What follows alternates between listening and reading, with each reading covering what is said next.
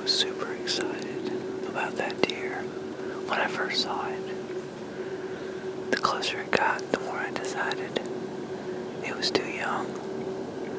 I am trying to kill one with a stick bow, but she's too little.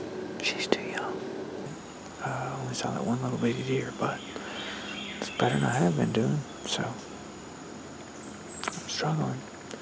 It only takes one, though, to change your whole opinion, to change your whole outlook on the season.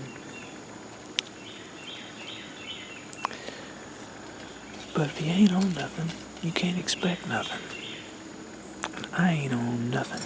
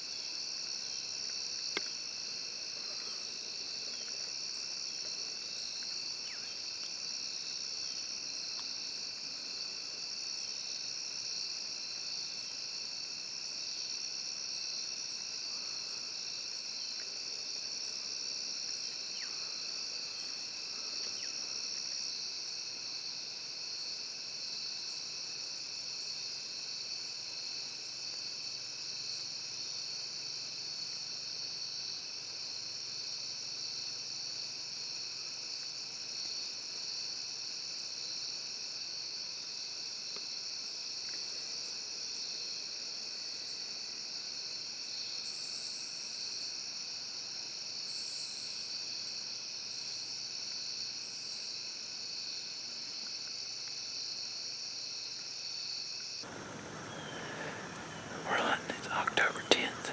I'm here with my father-in-law, my wife. My wife's hunting bow stand over a little food plot.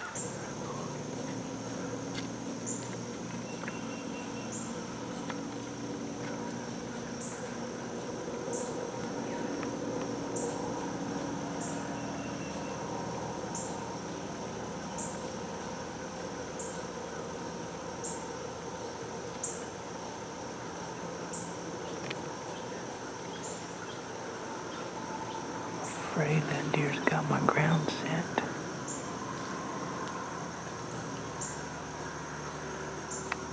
It'll come by anyway.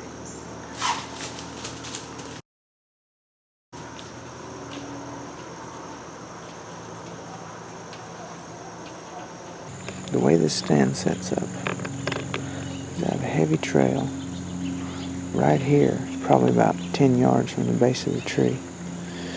The reason they travel this is because straight out in front, you might can see over there, just on the other side of the fence, horses moving around. They have an electric fence. It comes down to a corner right there, about 40 yards over there. And then, thick, nasty stuff back in there. What I would think is good bedding. And then over here, we have a little bit of pine. And about 40 yards out there is an old pond. That pond barely holds water. It's really flat. But it just doesn't grow trees, so it's kind of open. So I don't think the deer like to go through the open.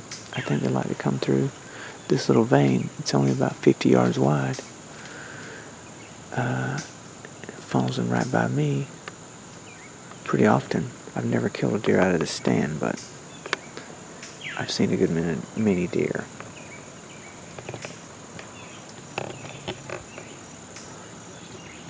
And then behind me, in this direction where I see most of the deer coming from, there's always a pretty good amount of oaks back in there. And then also there's a power line right here. So that's like, native grasses, CRP and stuff. So that's to set up an idea, but hasn't worked so far today. You saw earlier I moved and ran some deer off. Just got to be smarter. They basically saw me move. I only knew about one deer and I saw it. When its head went behind a tree, I went to stand up and get the camera over there. They weren't in range, but they were getting close. And when I went to stand up and get the camera ready, apparently there were 2 more deer in front of it. And I think they'd hit my ground scent and were nervous and watching, and they saw me and ran off.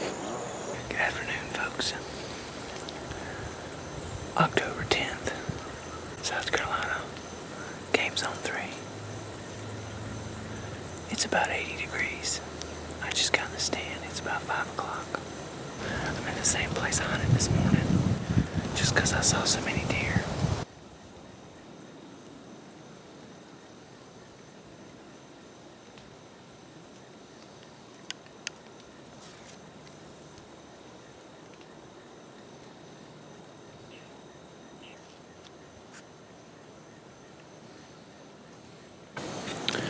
My father-in-law just shot a buck. I don't know how big it was. Shot it with a rifle. It's only about 5:30, 5:40. Said he was sitting on a power line. We just kind of refluffed our food plot out there, put down some winter rye. Saw a dang buck 50 yards from him and shot it. And he's also seen a doe and a fawn, so the deer are moving. Feeling pretty good.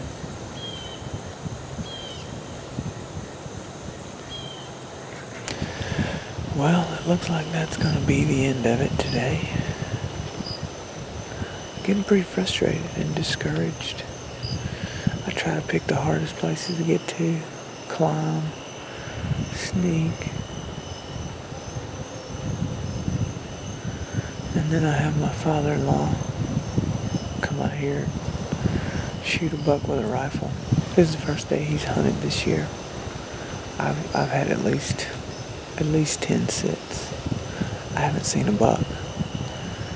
Well, not anything special. And I go deeper into the most diverse areas I can find. There's buck sign.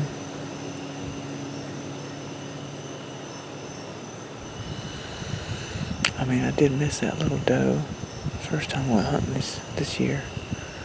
But other than that, and I do booger my opportunities sometimes, like I did this morning.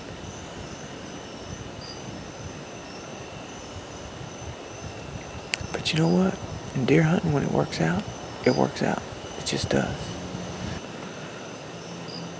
I try hard, man. But, I don't know. I go through the same feeling every hunt. I have the magic, expectation, excitement. And then as it wears on, and I don't get a shot,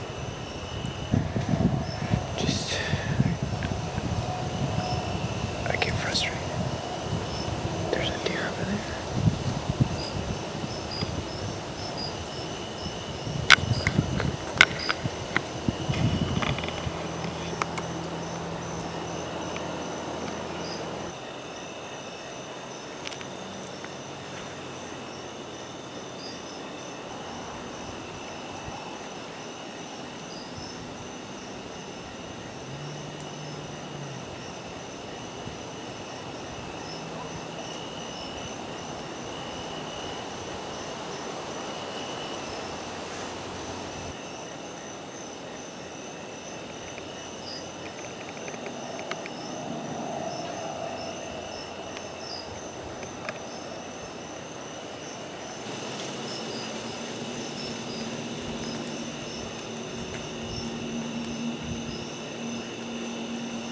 Me.